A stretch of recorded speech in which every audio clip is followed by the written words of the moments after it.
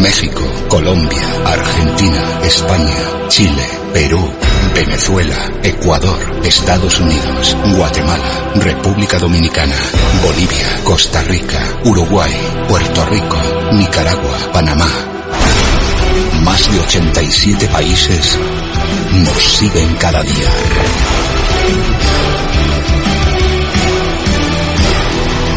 Conectados con el mundo.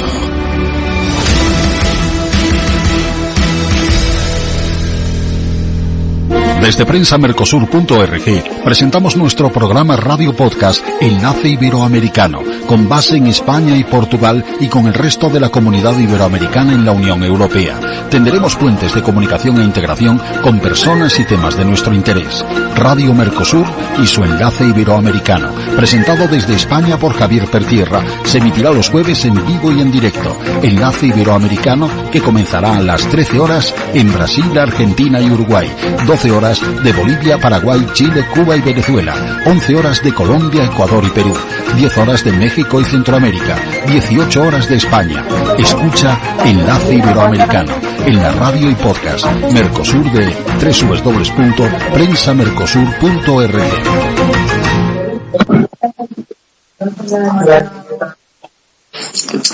Hola, muy buenas audiencia de Enlace Iberoamericano y de Prensa Mercosur y por lo tanto de Radio Mercosur. Estamos hoy con una personalidad para mí indiscutible. Es Juan México, que representa la quinta esencia del iberoamericanismo genuinamente, llamémosle, funcional, porque es doctor en Derecho, doctor en Medicina, doctor en Geografía e Historia y artístico.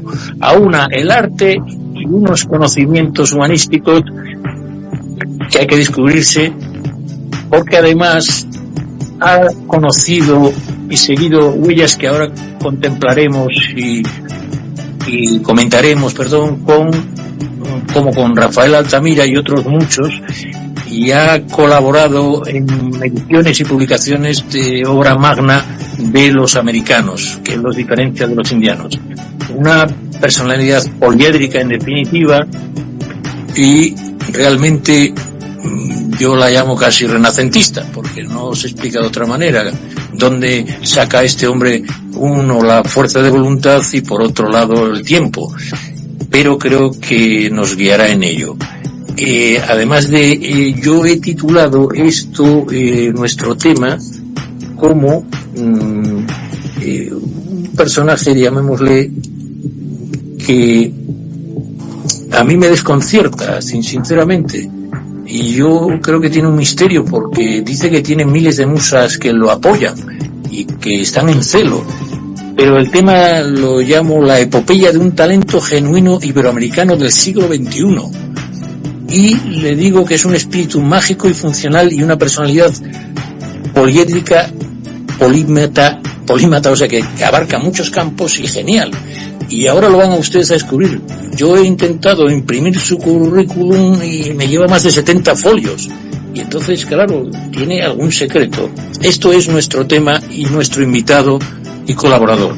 Y ahora pasamos a lo que suele ser habitual en este programa, que es que cada corresponsal de su zona lea alguna noticia. Y yo creo que hoy, en el ámbito de la Unión Europea y por lo tanto de España, lo más candente y que nos, digamos, en el fondo, voy a decir una cosa, nos confraterniza con Iberoamérica, pues es la disputa entre Milei y el presidente Pedro Sánchez del gobierno español.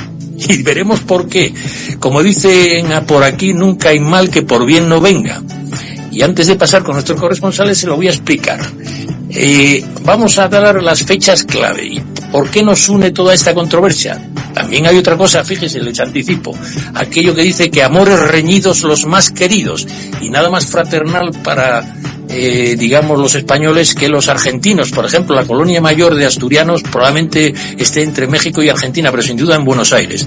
Por lo tanto, está bien que nos pongamos en solfa, porque en una de estas nos descubrimos cercanos, incluso enfadándonos. Y mire, Estas fechas claves del desencuentro entre Milei y Pedro Sánchez, nuestro presidente, estamos hablando de dos presidentes de los gobiernos al día de hoy, y que va más allá, digamos, la disputa de la propia ámbito personal, ¿no?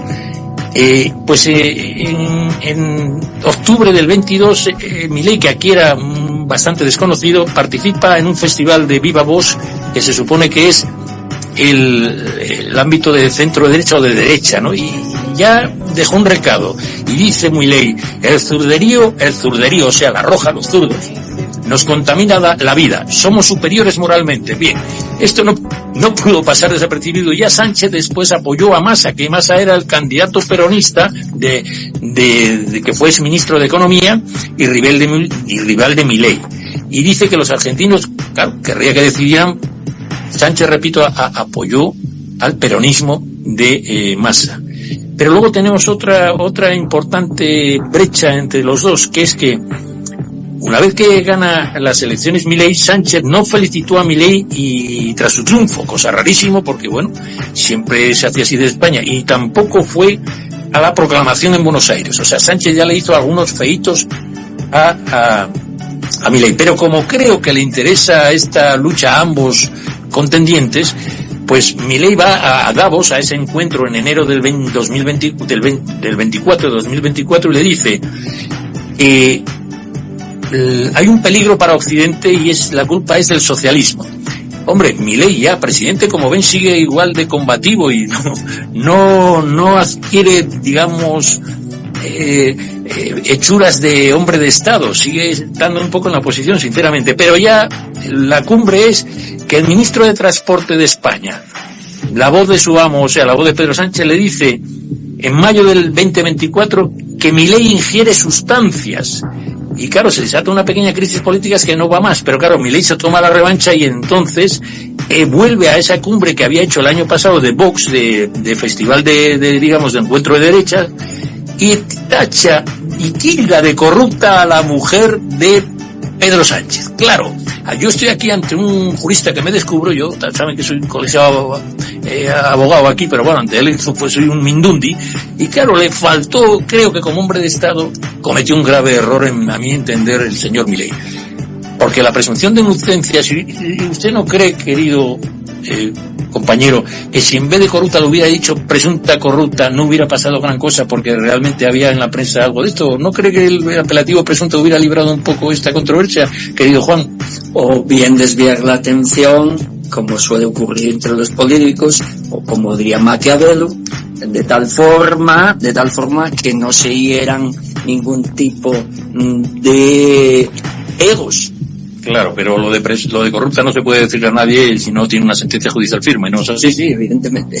Bien. Pues para eso está precisamente la diplomacia. Esto es correcto, me parece estupendo. Bueno, de todas maneras, claro, lo que me parece a mí un poco extraño es que la mujer no representa institucionalmente ningún cargo, la mujer de Pedro Sánchez, y bueno, él habla como si le insultaran institucionalmente. Mire, las instituciones son las que hay, empezando por la Corona y ganando por el Parlamento y el Tribunal Supremo, pero la mujer no es un cargo institucional, ¿no? En este momento ni siquiera creo que la reina tiene un cargo constitucional o no está reconocido. Bueno, estas cosas siempre deben arbitrarse. Es decir, en España el consorte no tiene un papel como pueda tener la primera dama norteamericana. Bien, de todas maneras creo que está bueno esta polémica y, digamos, dentro del populismo y del histrionismo, que algo de eso también tiene el señor Milei, ¿no? Porque yo creo que les encanta a los dos. Ahora va a haber dentro de un mes elecciones aquí en Europa, en la Unión Europea, muy importantes y vamos, tremendamente principales para el encuentro que habría entre la Unión Europea y Mercosur con el nuevo tratado. Y estas elecciones yo creo que les interesa a este tipo de partidos, quiero decir, un partido que no es de centro-derecha como Vox, que el partido centro-derecha en España es el Partido Popular, y también a la izquierda la polarización. ¿No cree usted esto? Pues sí. Efectivamente que tiene un trasfondo de tipo político, ¿no? Se buscan réditos, se buscan caladeros. Bueno, pues yo creo que esta sobreactuación de ambos, hombre, quieren declarar incluso persona non grata al señor presidente de Argentina. Primero, a mí me parece que retirar embajadores y todo esto ya no ha faltado a ninguna institución. En cualquier caso, era la mujer de un enamorado que él dijo que en 5 días iba a pensar si abandonado o no dimitía precisamente porque le hicieron un feo a la mujer, pero declarar persona non grata, oiga, con un gobierno como el español, con perdón, que tiene como pactos a Arnaldo Otegi, a Puigdemont y a otros independentistas y separatistas, hombre, yo creo que esos son un poco más persona non grata que un señor que comete una torpeza de no poner presunta corrupta, ¿no? A mi entender. Pero en cualquier caso, ¿sabe lo que le saco de esta pequeña reyerta dialéctica?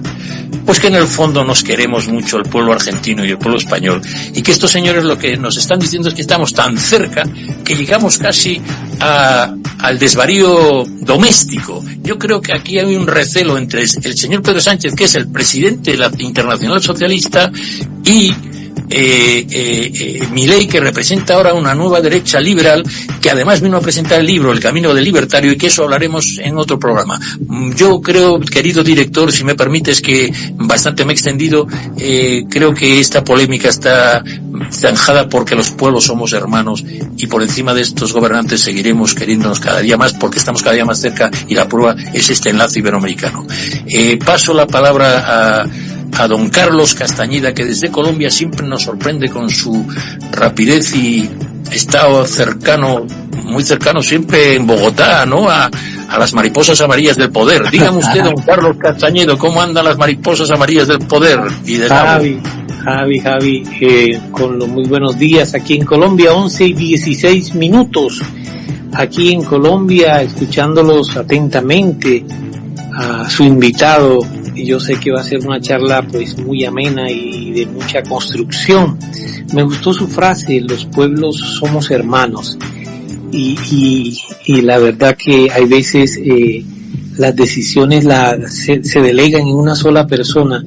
El caso de Milei también ya pasó acá por Colombia, y no voy a exculpar al presidente de acá, porque el presidente también le ha dicho algunas cosas al presidente de Argentina, Milei, y pues la última entrevista que Milei tuvo en la CNN lo trató de guerrillero asesino, o sea, ya son palabras mayores, y caso este de que se pidió a la canciller, o más bien la canciller que se llama María Isabel Jiménez de la Torre, que es la canciller de Argentina. Ella se puso de acuerdo con la Cancillería de Colombia, y ya se arregló, digamos así, en términos jocosos y en términos populares, se arregló el problema entre Argentina y Colombia. Entonces los pueblos son los que sufren, hay veces, querido Javier, sobre esto. Tenemos la presencia también de un invitado periodista que es columnista de acá de Colombia, querido Javier, se llama, él es médico también. Todos los domingos tiene su columna aquí desde Colombia, y son columnas muy enriquecedoras y de mucho peso, de mucho valor. Él se llama Carlos Fajardo, que también es médico, y pues nos va a acompañar el querido Javier en esta tertulia. Rápidamente le voy a comentar una noticia de Colombia que es muy alentadora. Digamos que en el marco del Consejo de Gobierno que se llevó hace poco a cabo, cuando digo hace poco, hace días más bien, donde asistieron todos los ministros y el presidente de Colombia, que se llama Gustavo Petro, se presentaron los logros en la cartera de educación durante el primer año de la ministra, que se llama Aurora Vergara. Dice que más niños y niñas en todos los grados de educación inicial, más jóvenes estudiando educación superior y gratuita, mejoramiento de sedes educativas en distintas zonas del territorio y mejores condiciones de bienestar y formación para docentes hacen parte de los avances del Ministerio de la Educación en Colombia.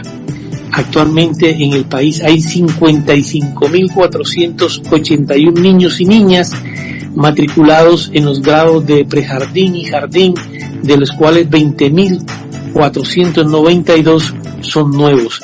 También hay 504.388 en transición. Detrás de ese avance está la creación de 5.899 plantas de docentes nuevas en 90 entidades territoriales certificadas por el Ministerio de Educación.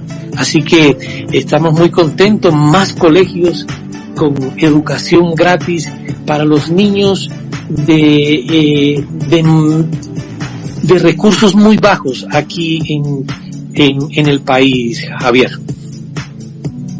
Pues muchas gracias, Carlos, y pasamos a nuestra perla del Pacífico, Guayaquil, la ciudad de las poetisas y de las escritoras. Dígame, Roma, ¿cómo comenta algo desde Ecuador, ese país tan maravilloso, que la sierra mira con envidia a las guayacas guapas como usted, Roma? También de usted, que es una literata, de este hombre que a mí no sé ya por dónde empezar. No va a dar el programa para nada, lo sé. Yo voy a hacer otro con él dedicado. Ahora vamos a presentarlo genéricamente y luego nos dedicamos a lo que tú te gusta, que es el arte con él, porque es apasionante su arte, es casi más apasionante que su vida académica. Dígame, don Roma. Bueno, buenas tardes, buenos días, porque son las 11:21 acá en Ecuador, igual que en Colombia. Y muchas gracias por la invitación y bienvenido al doctor Carlos Fajardo y el doctor Juan Mejía cuando esté ya en nuestro enlace. ¿Qué le puedo contar de Ecuador? De Ecuador, dos cosas distintas pero que son vitales. Vamos a entrar a un feriado que es mañana por el 24 de mayo, que es la batalla del Pichincha, que recordamos esa batalla que fue clave para la independencia de América Latina. Y bueno, estamos por mañana en ese feriado, pues va a haber homenajes en los monumentos. Otro de las cosas importantes que va a haber, que vamos a entrar otra vez a un estado de excepción porque lamentablemente comenzamos otra vez con la violencia en algunas provincias, y se utiliza este estado de excepción porque no hay una ley que permita utilizar las Fuerzas Armadas sin poder hacer de esta situación de estado de excepción para poder utilizar a las Fuerzas Armadas, ¿no?, en el combate de la violencia que estamos teniendo aquí en Ecuador. Y de ahí esperando que mejoren las cosas, esperando que salgamos adelante como país, como América Latina, y todos los que formamos parte de este maravilloso territorio que somos los latinos, latinoamericanos o hispanohablantes, como quieran decirlo. Pues quería decirte, querida Romna, que tenemos al doctor, que es tridoctor, perdóname, es doctor en Derecho, repito, doctor en Medicina y doctor en Geografía e Historia, y es doctor Juan Méjica. Acuérdate de Méjica, mágica. No es Mejía, yo pensé, disculpe. No, por Dios, le cambié el apellido. Espera, no te preocupes, hombre, no hay que enseñar tanto. Solo decirte que estuvo con una exposición magnífica y nos va a hablar en tu ciudad. Cuénteme un poquito de esa aventura. Evidentemente, bueno.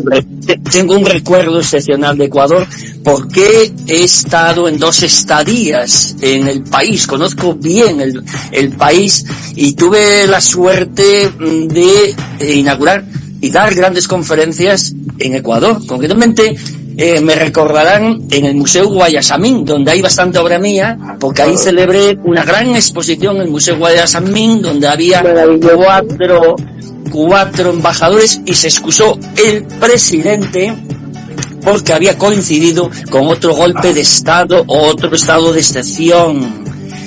Y en Guayaquil, en su malecón, recuerdo perfectamente el río Guayas, y recuerdo la exposición en el Banco de Ecuador, en un edificio extraordinario, un museo extraordinario que era o es el MAN, el Museo de Arte Moderno, al lado del malecón en Guayaquil. Bueno, pues como ves, este hombre está bien, muy viajado. Sí, bueno, bienvenido sea otra vez, así que ha estado en 2 lugares maravillosos. Hoy tenemos... Conozco Ecuador, no solamente he estado en Guayaquil, y en Ambato, y en Cuenca, y en Salinas, y en... bueno, yo soy de la perla del Pacífico, Guayaquil. En muchísimos lugares, y entre otros sitios también tuve la suerte de platicar, como dicen ustedes, en Pichincha, concretamente en el Colegio de Abogados y el Colegio de Médicos de Ecuador, del cual soy además académico. Bueno, lo que yo digo es que tenemos necesita más de un programa. Hoy vamos a acabar exactamente, tenemos que acabar a las 7, a las 19 horas, que es lo que me ha dicho el director, que nos alargábamos mucho, por varios motivos ya estamos con 25 minutos más o menos, bueno, un poquito tal. En cualquier caso, yo querría decirle a nuestro... Manuel Trovajo, si él comenta que vamos fuera de casi de tiempo, algo sobre Veracruz, en Coatepec, una ciudad preciosa donde se toma el mejor de los cafés y además tiene la mejor de la climatología. ¿Qué opina nuestro querido Manolo, que vamos casi fuera de hora, y de México y Veracruz, que seguro que nuestro invitado también estuvo por ahí, ¿no? Bueno, en Veracruz tengo otro apego, que es familiar. Concretamente ahí emigraron algunos de mis familiares precisamente a San Luis de pasando por Veracruz a San Luis de Potosí y a otros lugares de México. Don Manuel, con escala en Veracruz. Don Manuel, tiene usted la palabra un momentito, que vamos bueno, buenos días a todos. Pues hay que comentes con el invitado, ¿no? Para que aprovechemos el tiempo, por favor. Agradezco siempre tu austeridad dialéctica, sinceramente. Y vamos a ver, tenemos a nuestro Gilson Carmini, que es el director, que está, no sé dónde anda, porque anda bailando de Brasil a Paraguay, y cuando le digo, oye, son 5 horas más, dice, no, son 6, y así viceversa, ¿no? Entonces es difícil de localizar, siempre andamos pidiéndonos la hora, porque no sé dónde está. Don Gilson Carmini, dígame usted, ¿qué opina de este hombre? Sin duda, él dice polígrafo, pero yo creo que es muchas cosas, entre otras, poligenial. Hola, mi querido hermano Javier Perterra, fuerte abrazo ahí para el doctor Juan Mexica, ¿no? Y también para todos, Romina, ¿no? Que está ahí con nosotros. Juan Mexica. México, bueno, Mexica, es todo un enredo de sudamericanismo con latinoamericanismo. Entonces el iberoamericanismo es eso, ¿no? Esa mezcla en la pronuncia, esa mezcla en la escrita que nos hace rico y nos da un encanto especial en cada región, ¿no? Entonces vamos acá volver el asunto ahí del Milei, ¿no? No solamente con Colombia, ni con España fue el problema, pero también con el presidente Lula, ¿no? En septiembre de 2023, el presidente Milei, entonces era candidato, ha dicho, yo no voy a hacer negocios con comunistas y personas que no defienden la libertad y la paz. Soy un defensor de esos parámetros y no voy a hacer negocio ni con China, ni con Putin, y Lula, digamos, no entra tampoco en negocios conmigo. Entonces la relación acá en Sudamérica también con Argentina es muy grave. Bueno, mis queridos hermanos, quiero hablar de una ciudad española llamada Arucas, ¿no? El bello destino de la Gran Canaria, ¿no? Que usted no puede perder, ¿no? Entonces, si usted quiere vacacionar ese año, nosotros estamos ahí difundindo esse maravilhoso local para que usted vaya con su familia, lugar seguro e com um estilo pré-colonial fantástico, não? A Catedral de Arucas, não? San Juan Batista, não? La matriz. Então, se dejo um abraço aí para todos os espanhóis, não? E também la notícia mais impressionante acá de Sudamérica foi o descobrimento del novo Tiranossauro Rex com os braços mais pequenos, não? Deve ter nascido deforme e daí ha dicho que é um dinossauro diferente, não? Então você vai ter todas essas informações. Un abrazo, Javier. Que tenemos aquí. Esto sí que es un dinosaurio genial, anda. Calla la boca, que en Brasil también descubriste la cosa, que hay un dinosaurio del siglo XXI, hombre. Perdóname, este hombre a mí me tiene asombrado porque Tenemos aquí a un doctor que es Carlos Fajardo, que le voy a preguntar ahora dentro de un ratito sobre qué opina de al reunir en el ámbito jurídico con el ámbito médico y ser doctor de ambos, pero con lo que representa su lado artístico. Yo quisiera que un doctor, Carlos, que no sé si ves el currículum, pero por ejemplo, decirte que no solo es pintor, escultor, escritor, urbanista, editor y muy laureado. Fíjate, yo tengo aquí, por ejemplo, en los ámbitos estos, es miembro distinguido de la Sociedad de Derecho Sanitario de Castilla en el 2000. Socio de honor de la Sociedad Internacional de Expertos del Derecho de Trabajo, profesor Alonso Lea, ¿no es así? ¿Y qué reconocimientos tiene de América? Porque tiene muchos de Uruguay y Paraguay, digamos. De la Sociedad Iberoamericana. ¿De la Sociedad Iberoamericana de qué? De la Seguridad Social, por ejemplo. De la Sociedad Iberoamericana de la Seguridad Social. Yo he dado muchas conferencias en América. En primer lugar, mi salutación en términos rubenianos, ¿no? Forma parte de mis recuerdos, desde luego, Rubén Darío, que empezaba con aquello de la salutación del optimista, ¿no? El optimista, ínclitas razas ubérrimas, ¿no? Impresionante. Y desde luego mi vinculación con América es grande. De hecho, como comentabas, en algún momento bajé desde Estados Unidos a Paraguay dando conferencias siguiendo la estela de un gran jurista español y iberoamericanista en este caso, habida cuenta que tuvo que exiliarse en 1934 en México, que fue Rafael Altamira. ¿Cuántas conferencias dio en esa gira de Rafael Altamira por todas las Américas? Pues alrededor de 100. 100 conferencias siguiendo la ruta de Rafael Altamira. Bueno, pues esto es una de las pocas glosas que se puede hacer de este hombre, pero bueno, es un tema menor, fíjese lo que digo, 100 conferencias siguiendo la ruta de Altamira. ¿En cuánto tiempo estaba yo? Fueron unos 2 meses más o menos, pero llegué a dar hasta 4 conferencias el mismo día. ¿En qué ciudad? Pues desde Los Ángeles o Nueva York a Paraguay, concretamente en el Hotel Excelsior en Asunción, o pasando por Socorros Mutuos en Uruguay, o la Universidad Panamericana de México, o la Barra Mexicana, o Pichincha, concretamente en Quito. Usted también fue mejor jurista de Derecho de Salud en el 2007 aquí, ¿no? Mejor jurista del Derecho de Salud. Bueno, digamos, el tema del derecho y la salud, desde luego, es una disciplina que novedosa desde los años 80.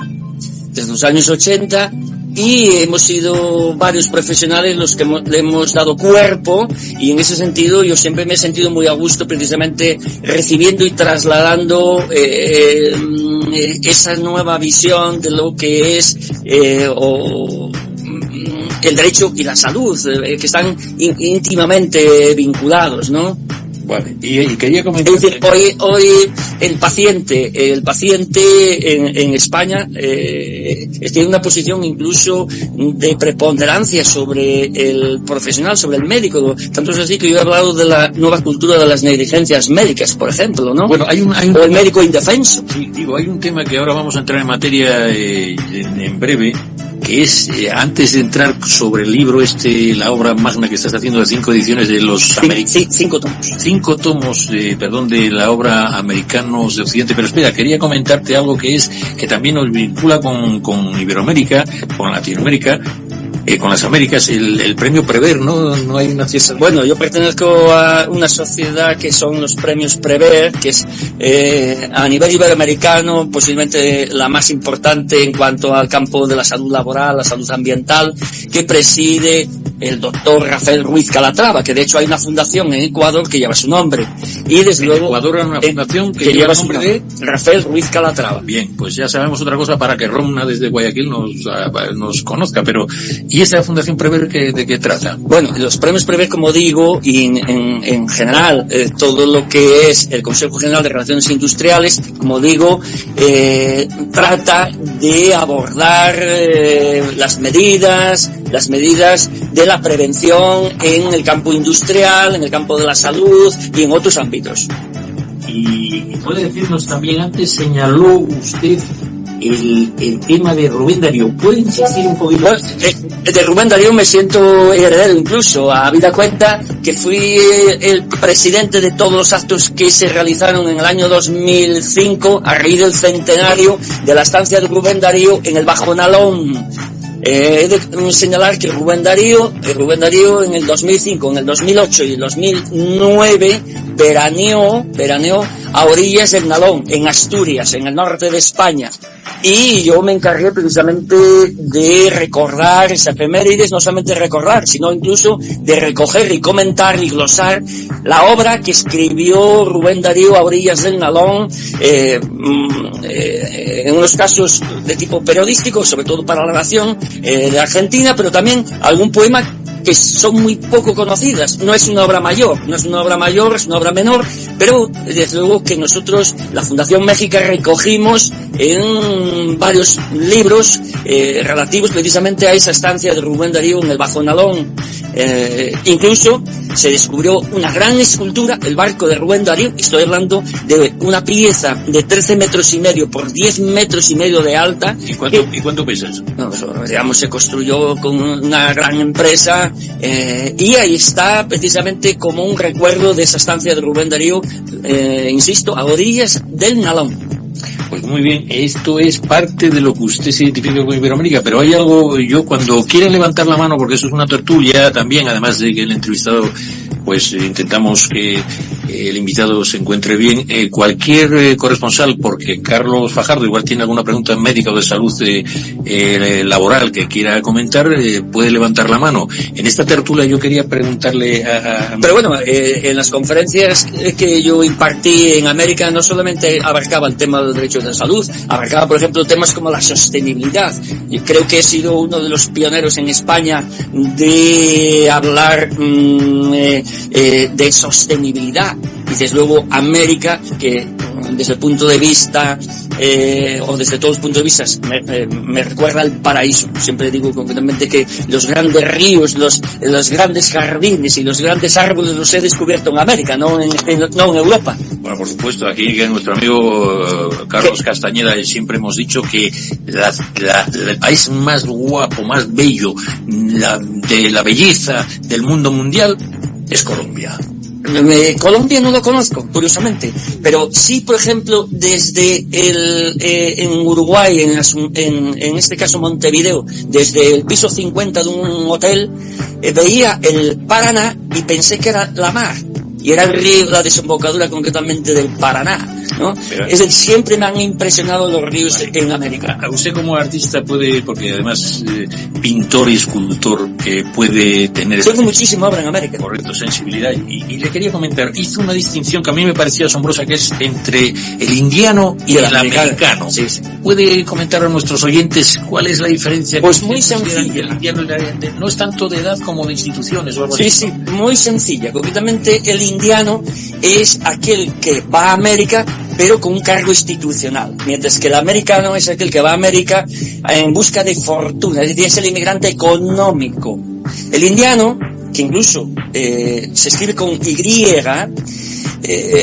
se identificaba con la milicia, se identificaba con la hacienda pública o con, digamos, lo eclesiástico, y ese era ese funcionario que acudía a América con alguna de esas funciones, una función institucional.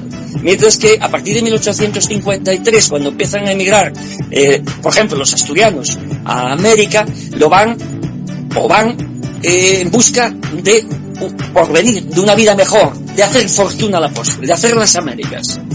Correcto. Hablando de hacer las Américas y de esa solidaridad que tenía lugar entre los americanos y los... Y ahí nacieron los socorros mutuos, por ejemplo. Los socorros mutuos que... Por ejemplo, en Puerto Rico, por ejemplo, en Uruguay, que tuve la oportunidad de dar una conferencia también en los socorros mutuos en Uruguay. Usted habló una vez conmigo de algo que tiene que ver con los solidarios. ¿Puede contarnos esa obra de los solidarios suya para que vean que usted como liberal sabe, me dijo a mí que usted es poseliberal, ¿no? Pero creo que ¿cómo podemos unir lo liberal con esa función de los solidarios? ¿En qué se conectan? Pues muy sencillo. Vamos a ver. En una sociedad tradicional, la caridad formaba parte del espíritu de la época, ¿no? En una sociedad más contemporánea, como lo representa concretamente la Revolución Industrial, a la postre aparece el proletariado. Pero al mismo tiempo tenemos también el capital, y en ese sentido yo creo que el espíritu liberal comporta el reconocimiento de la libre empresa, la propiedad, etcétera, el mercado libre, pero a la postre concretamente un afán redistributivo, en el sentido de que se debe participar el resto de las clases sociales, lógicamente, de esa riqueza. Y eso concretamente es lo que en alguna medida creo que imprime y que está en el espíritu concretamente el espíritu liberal. ¿Y de los solidarios?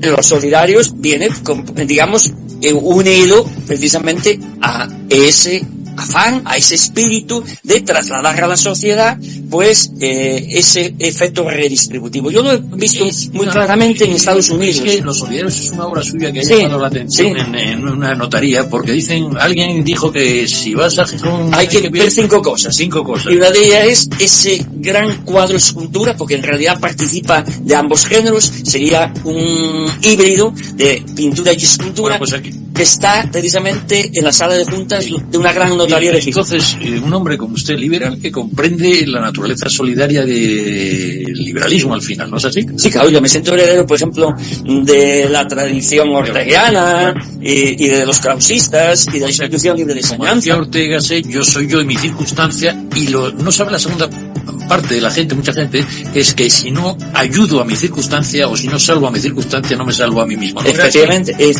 Esa segunda parte no se conoce mucho, ¿verdad? Pero vamos a ver, los que somos herederos de la institución libre de enseñanza, de Ginés de los Ríos, de un gran español, pero también americano, como es Alejandro Casona, que llevó su teatro en el exilio a América, pues entendemos perfectamente y nos identificamos precisamente con ese espíritu, ¿no? En el sentido de la libertad, pero al mismo tiempo ese compromiso cívico. Y yo siempre he dicho que en mi obra, sea la literaria o sea concretamente la artística, hay un compromiso cívico, hay un pacto concretamente con la sociedad. Comentábamos que Alejandro Casona, que le gusta a usted mucho como escritor, como me gustan muchísimos otros escritores, pero digo, es asturiano y tal, de Cangas de Tineo, de Cangas de Narcea, pero digo que fue a México, ¿no? Y que tiene se exilió en Argentina. En Argentina. Y entonces tiene él aquí en la institución de libre fue Rafael Altamira, que se exilió en México. Ah, bien, pero digo, correcto, pero digo, él tiene ¿qué tenía aquí del cargo de instituto? Estaba de director precisamente de las misiones pedagógicas. Yo con mi exposición de las esculturas monumentales, estoy hablando de una exposición que lleva 58 ciudades desde hace 14 años. En alguna medida sigo algunas de esos pautas o de esos valores que representaba la institución libre de enseñanza, que era llevar la cultura a la sociedad en general. Lo llevó la Barraca, el teatro al frente del cual estaba Lorca, precisamente llevando el teatro clásico a incluso pequeñas ciudades, ¿no? Pues Alejandro Casona, con sus misiones pedagógicas, trataba de llevar la cultura también a los pueblos. Y en ese sentido, como digo, yo me embarqué en el año 2010, pues hoy va a hacer 15 años, con llevar unas grandes esculturas. Estamos hablando de piezas entre 2 y 5 toneladas y que miden 4 metros de altura y que han pasado en España por 58 ciudades. Se puede encontrar en cualquier medio. Si se busca en cualquier medio, sea audiovisual, sea escrito o gráfico, se pueden encontrar mis grandes esculturas. Bien, pero además de escultor, es pintor, y usted me comentó, porque luego acabaremos con... Sí, yo he hecho grandes exposiciones en museos americanos, desde Estados Unidos a Ecuador. Vale, vamos a hacer un recorrido rápido, si le parece, porque usted le dio importancia delante de mí al mundo del arte pictórico, que va paralelo, según usted, al mundo escultórico, ¿no es así? Bueno, yo creo que en mi caso todas las manifestaciones son de la misma unidad, o son manifestaciones de la misma unidad. Y lo mismo diseño un parque que o diseño una joya, que hago un gran mural o un techo. Por ejemplo, invito a nuestros hermanos iberoamericanos a visitar la Universidad Laboral de Gijón, impresionante, segundo Escorial, donde pinté la bóveda que se llama precisamente el techo de la sabiduría. o el techo de los ojos. Vale, y usted empezó con un arte, digamos, simbolista similar al de Miró, que usted le... Bueno, yo me siento heredero en ese punto de los maestros subterráneos. Los maestros subterráneos es el arte magdaleniense, Altamira. O sea, la prehistoria, el paleolítico. Sí, el paleolítico. Y yo siempre he dicho que el arte está en decadencia desde la prehistoria. Desde Altamira. Desde las cuevas de Altamira, que es la Capilla Sixtina, ¿no? Efectivamente. Es bien cierto que en Asturias, en su conjunto, es tan importante como Altamira. Altamira es la catedral, pero obviamente Asturias, que es patrimonio de la humanidad, reúne un arte paleolítico tan interesante como puede tener Altamira. Y después de esa, digamos, fase simbólica, usted pasó a lo que llaman modern art o pop. Yo he pasado por muchas fases en ese sentido y siempre me he sentido heredero también, no solamente de los maestros subterráneos, sino que me he sentido heredero de Goya y de Picasso, por una razón. Porque un artista no puede ser más que esencialmente de un sitio. Y está claro que Goya y Picasso eran esencialmente españoles, como puede ser Guayasamín esencialmente ecuatoriano, o como puede ser Diego Rivera esencialmente mexicano. ¿Hay algo que llama la atención, ese telúrico o tal, o no entiendo? Sí, digamos, yo siempre he sentido que mi obra tenía un cierto sentido mágico, como lo tenían las tablillas para aquellos grandes artistas que hace 7.000 años hicieron precisamente esas tablillas en barro, en uro. Correcto, usted pasó por una etapa que sí que... Yo he pasado por muchísimas etapas. Pero vamos a decir a nuestra audiencia neoruralismo, o sea, que tiene que ver con el mundo rural o del pueblo, el urbanismo, puzzlismo, el agua, el puzzlismo de los puzzles y de, digamos, del sentido de collage, etcétera.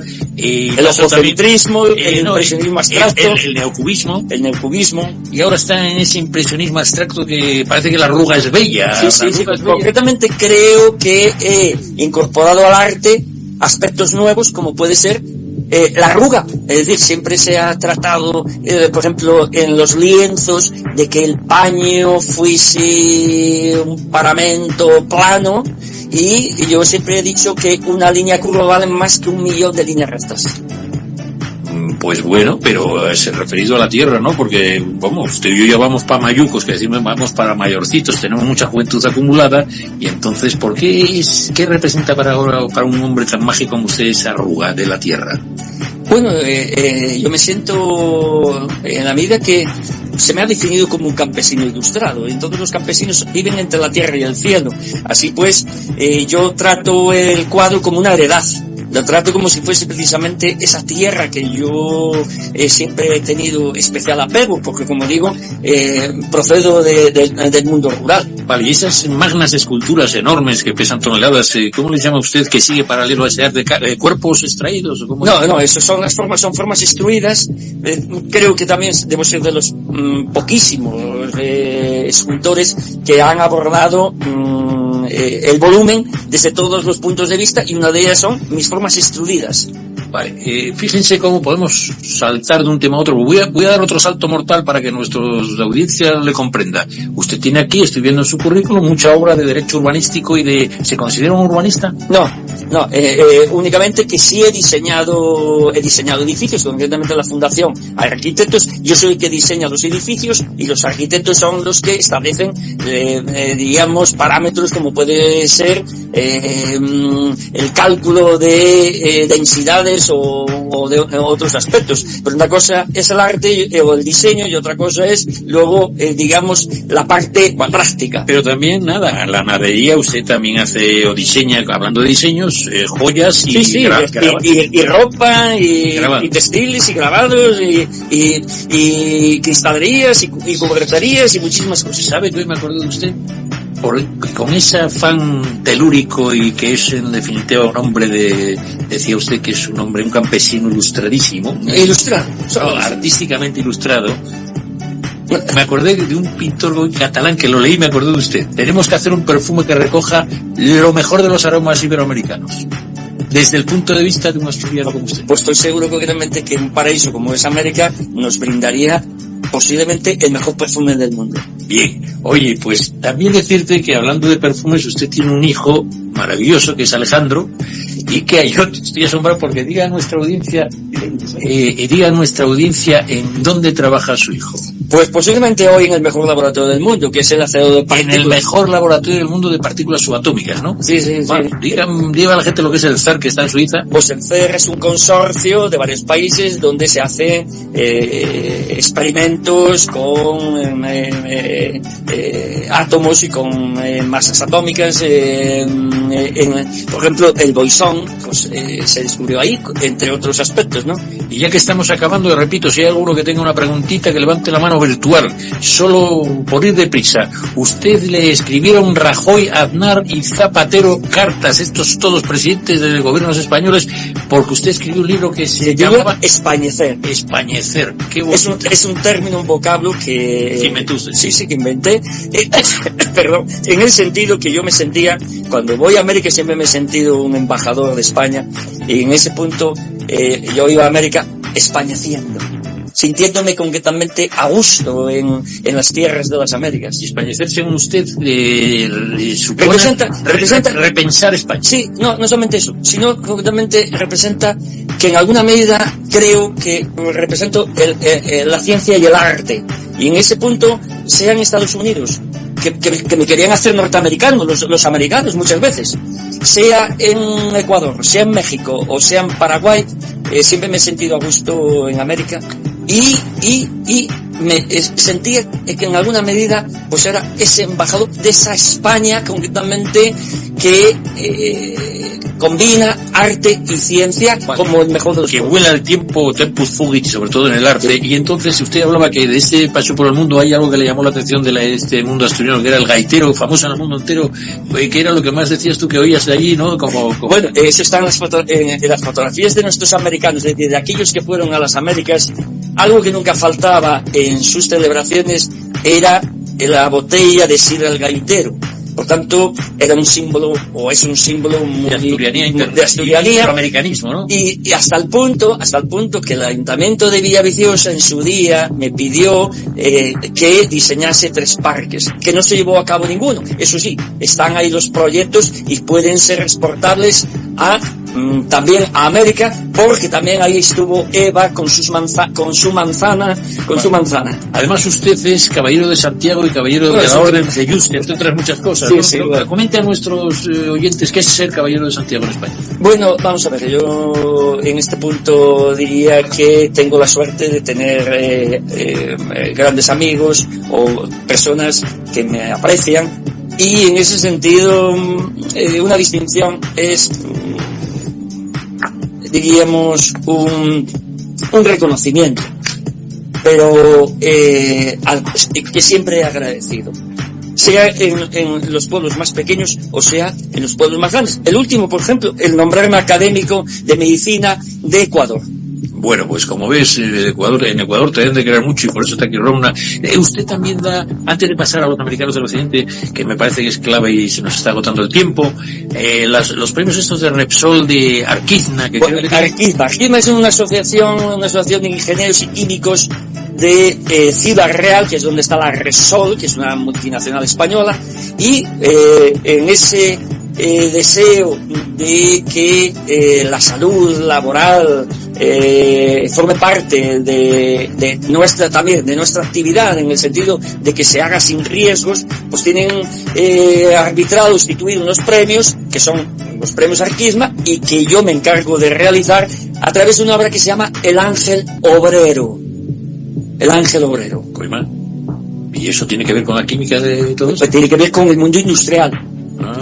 Vale, y por último... Porque la industria química, desde luego, es uno de los sectores, digamos, importantes en el campo industrial, evidentemente. Y seguimos con el asunto esto de... ¿qué le parece esa obra que está haciendo, que creo que ya sublima lo que hace? Tenemos una pregunta del doctor Carlos Fajardo, me imagino desde Bogotá, que no le había visto porque estaba mirando el ordenador. Don Carlos, disculpe, don Carlos Fajardo, si es tan amable, que había querido participar y ahora mismo iba a entrar usted, a su colega médico de aquí. ¿Podría comentarle algo? Don Carlos Fajardo, ¿está por ahí desde Bogotá, por favor? Sí, muy buenos días, buenas tardes aquí en Colombia, desde Bogotá. Justamente escuchaba con atención la intervención del invitado, del ilustre invitado que tienen en este programa, y me llamaba la atención algo que él mencionaba respecto del tema de la sostenibilidad. Justamente en este momento en Colombia estamos en una discusión, entre muchas discusiones, porque este es un país extremadamente dado a la discusión.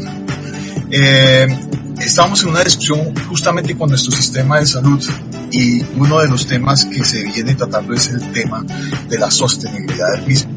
Justamente en ese sentido, hoy quería señalar que se está llevando a cabo un foro bastante interesante, de muchas personalidades y conocedoras del tema, justamente tocando ese tópico. Ese tema me parece interesante, pero yo sí quisiera limitarme a una situación que al comienzo se tocó un poco como de rapidez, y es justamente la discusión que se presentó entre este señor Milei y Pedro Sánchez. Yo no sé qué opine nuestro invitado acerca de ese tipo de política que se basa en el vituperio, en la actitud intransigente y respetuosa, cuando realmente hay tantos temas importantes que requieren justamente de que todos estemos como en una posición abierta, indiferentemente de nuestras contradicciones, porque si hay algo que enriquece la discusión pues es justamente esas contradicciones argumentadas, que son las que justamente nos pueden llevar a encontrar puntos de acuerdo. ¿Qué opina usted de ese tipo de política, de ese tipo de situación que por lo menos aquí en Colombia la hemos vivido en forma permanente durante el actual gobierno, un empujilato indeseable entre figuras del gobierno y figuras de la así llamada oposición? Pues yo abogo siempre por la diplomacia permanente, y en ese sentido creo que el Vaticano, con 2000 años de historia, son los que saben llevar mejor lo que representa la diplomacia.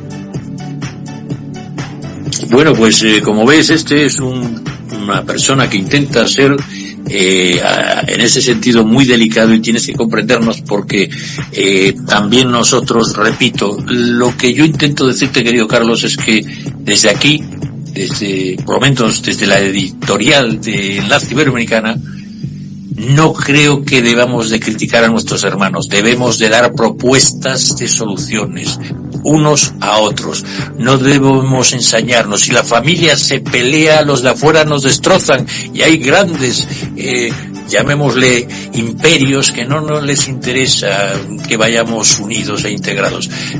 La mejor manera de criticar es la indiferencia, el silencio, y presentar propuestas de unidad. A mi humilde entender, por eso tenemos este Enlace Iberoamericano.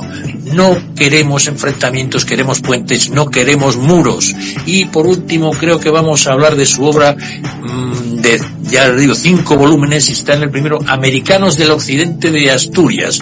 Una obra que México está sacando adelante con un esfuerzo brutal, que sirve para unirnos. Esto sí que es una propuesta creativa, donde desde este gran mexicano, que era una de las fortunas más grandes, que todos aquellos que venían de allá, americanos, que venían aquí, porque yo participaba también en el Día de América en Asturias, ¿se acuerda? Que es un desfile que se realiza todos los años en Oviedo, que es un éxito, porque entremezclamos la gaita con todos los sones de las brasileños,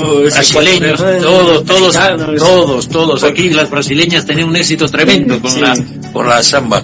Decirles que ¿qué opina de esa obra magna que está haciendo, y por qué acomete esa obra gigantesca de Americanos del Occidente y que usted me comentaba, por ejemplo, que uno de las fortunas más ricas pues venían con dinero, pero hacían cosas, pero también hacían grandes obras de enseñanza y de beneficencia. Coméntenos un poco por qué se animó a hacer esa obra, el por qué y también qué enseñanza puede darnos, porque se acaba, nos queda un minuto para terminar y es suyo el último minuto, por favor. Pues los americanos del occidente de Asturias, acaso sea el mayor proyecto editorial precisamente en nuestra región, ¿no? Y es precisamente la memoria de aquellos que fueron a América. Muchos no regresaron, ahí dejaron sus huesos, y un 1% regresó, hizo grandes fortunas, pero al mismo tiempo promovió pues las escuelas, los hospitales y otro tipo de servicios como podrían ser las traídas de agua, las carreteras.